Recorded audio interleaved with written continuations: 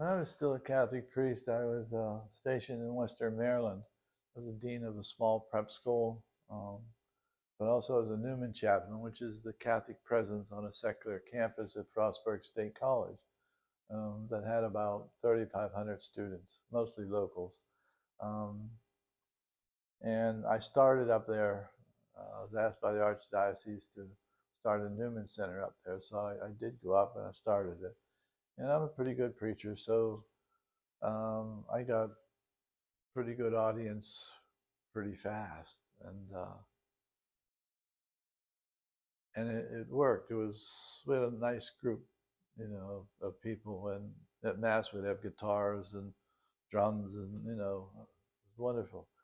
So in the process of that, I'm there now 2 years, and this I think it's 1968, the spring of '78, something like that.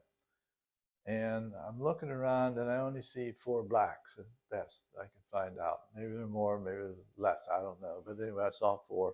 So I went to see them. And two of them were from the local community and playing football for the school. And the other two were from the Caribbean. So there was only two of 3,500 students in Western Maryland at a good school, beautiful area. Um, and we have the large black populations, or minority populations, well, black populations in Baltimore as well as Washington, D.C. on the edges, Prince George County and so on. We should have more blacks, more minorities here. There's something wrong with this. So I called lots of my friends in the civil rights movement as best I could and asked them could they afford, because we couldn't raise the money much at all.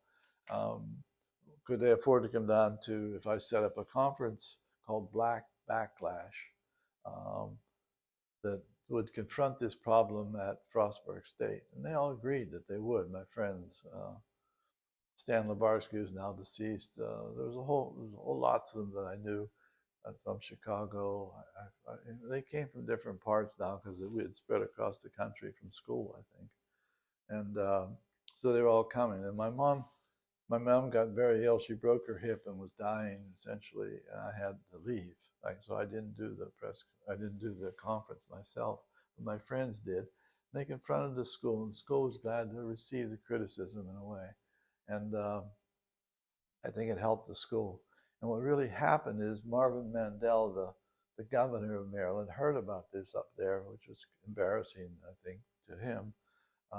He felt that they would need a minority recruiter in every school in Maryland from then on, and he passed a law that did do that.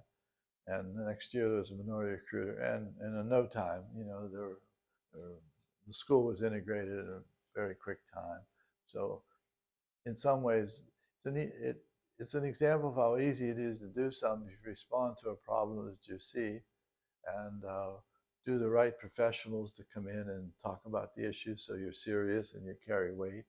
And you confront the school in such a way as you're not attacking them, but you're demanding they move forward in a different direction than they had been going. And it worked. I was really pleased about that. And we had no idea the governor would catch on to that, but we were really happy about that. I'd caused a lot of problems in the area before that because there was a young 16-year-old who raped and murdered a girl, and the judges wanted to hang him, and I came out against the death penalty for this 16-year-old who shouldn't kill minors. And the judges knocked in, and I forget the other one came over to see me. This was in Time magazine eventually. And they called them the hanging judges of Cumberland. Um, so they had the pictures of the dead woman, the raped dead woman, and want to show me her pictures in death. I said, well, if you show me the pictures of the last people you sent to the death chamber or hanging or however you killed in Maryland, I want you to see those pictures while I look at these pictures, because I think this is unfair. And that got back to the cardinal, and he called me and said, well, Father Healey, I said, yes, he said, why are you doing this? I said, well, I do believe this is a Catholic position, and, the death penalty is to be avoided. And he said, well, that's a good answer. Um, He said, "Thank you," and he hung up the phone. It was really beautiful. Um, but it caused quite a ruckus in the community that I would defend this 16-year-old, because he was a minor, and they shouldn't be hanging minors, and it made quite a rustle. So, I think that colored some of the image around me, and up in those communities as well. They didn't like me doing that. But I was pleased to do it because I am against the death penalty. I think it is barbaric, and um, I think in the long run, the sooner we integrate our whole country, the better off we'll be, and we'll get better as we grow into that diversity. We'll get better and better, and I look forward to that.